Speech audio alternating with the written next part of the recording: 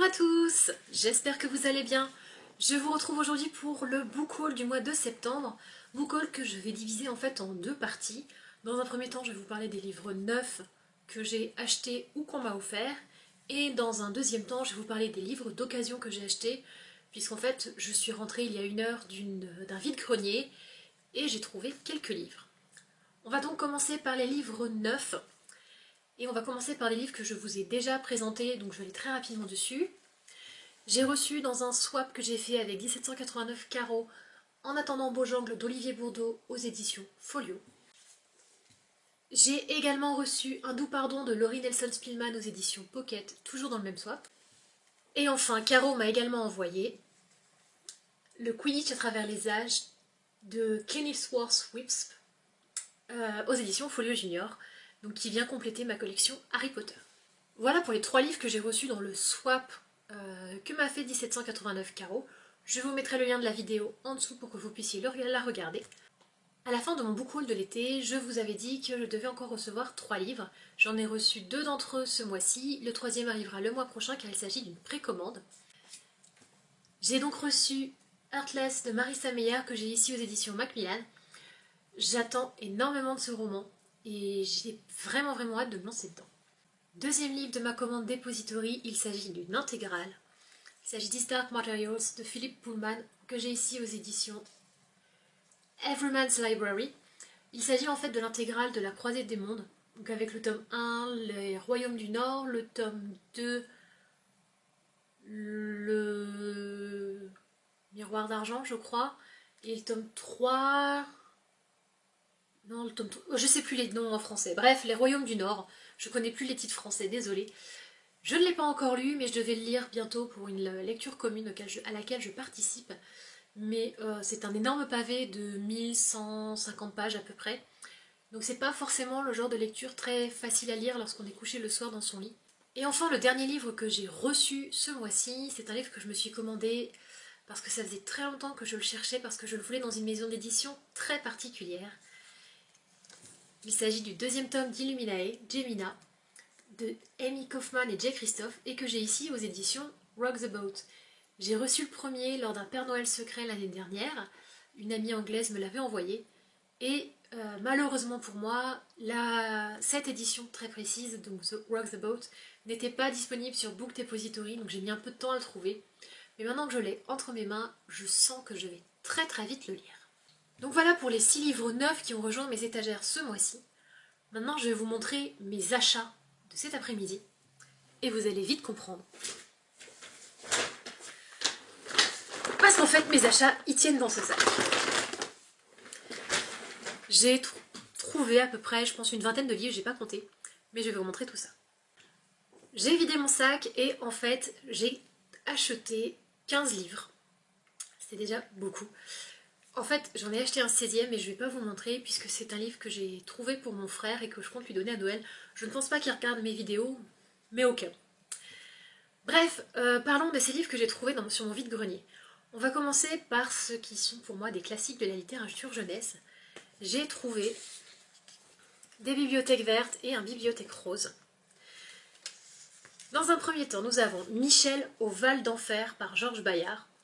Je sais pas exactement de quoi ça parle, moi je prends une bibliothèque verte quand je les trouve parce que j'essaye de compléter la collection que nous avons chez mes parents. J'ai ensuite trouvé les 2 tomes de Sans famille d'Hector Malot. En fait, tous les bibliothèques vertes, bibliothèques rouges, je les ai pris au même stand et en plus les bénéfices allaient à une école, une école du Bénin, ce que je trouvais vraiment sympa. J'ai ensuite trouvé La case de l'oncle Tom de Madame Beecher-Stowe, que je ne connais pas non plus, donc ça va être une bonne occasion de le découvrir. Et aux éditions Bibliothèque Rose, j'ai trouvé Le mystère du flambeau d'argent par Enid Blyton. J'ai lu beaucoup d'Enid Blyton quand j'étais plus jeune, donc celui-là, je ne crois pas l'avoir lu, et j'ai hâte de le découvrir également. On va rester dans la littérature jeunesse, avec cette fois-ci 3 livres des éditions Folio Junior. On commence par Les disparus de Saint-Agile de Pierre Véry. Je ne sais pas du tout de quoi ça parle, et je ne veux pas savoir avant de me lancer dedans, donc ce sera la grosse surprise pour moi, puisqu'en fait, je n'ai pas vu le film, puisque je sais qu'un film a été adapté. Donc ce sera la grosse surprise. Autre livre dont je ne sais absolument pas de quoi ça parle, Le gang des culottes courtes de Zoran Drvenkar. J'espère que ça se prononce comme ça. Désolée si c'est pas le cas. Et enfin, j'ai trouvé Enquête au collège de Jean-Philippe Haroux-Vigneault. Je suis sûre de l'avoir déjà lu, mais je me souviens plus du tout de l'intrigue, donc ce sera un petit plaisir de se replonger dedans. Encore un roman jeunesse, et oui, j'ai fait le plein. Il s'agit de Danny le champion du monde de Roald Dahl, que j'ai ici aux éditions Le Livre de Poche Jeunesse. On termine les livres jeunesse avec 2 gros livres.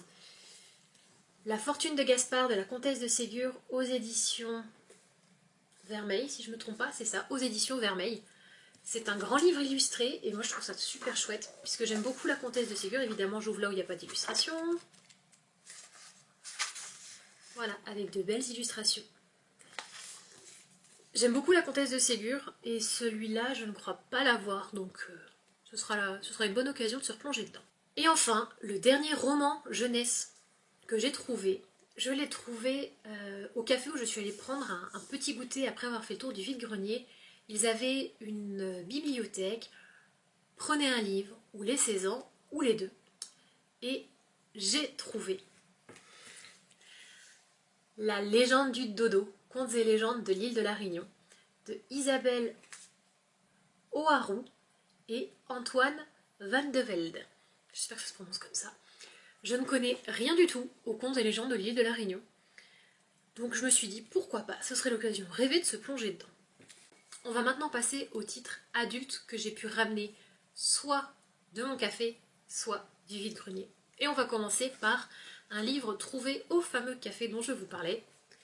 Il s'agit de Sur le bord de la rivière Piedra, je me suis assise et j'ai pleuré de Paolo Cello aux éditions Anne Carrière. Je n'ai pas vraiment lu le résumé, parce qu'en fait, je participe au bingo de l'automne organisé par Laurence Authentique.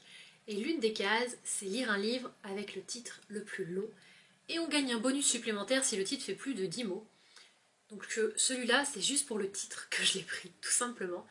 Après, on verra si ça me plaît ou pas, ce sera la grosse surprise.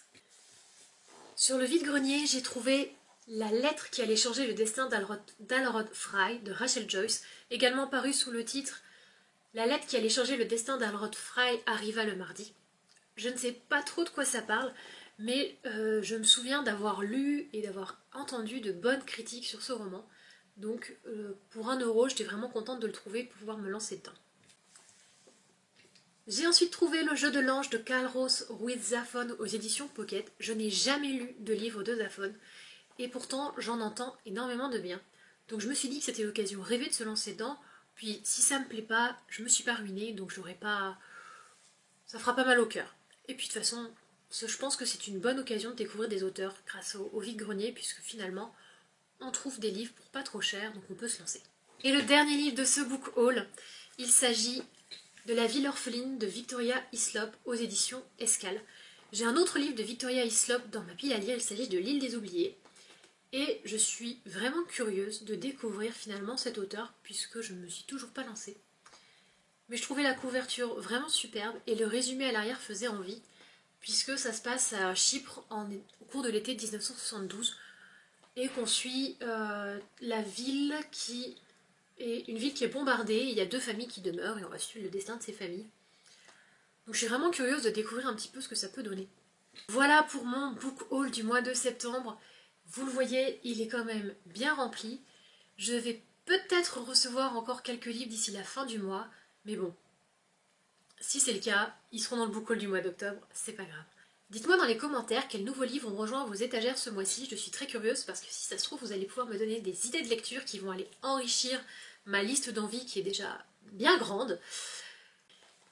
J'espère en tout cas que cette vidéo vous a plu. Moi, je vous donne rendez-vous samedi prochain pour une nouvelle vidéo.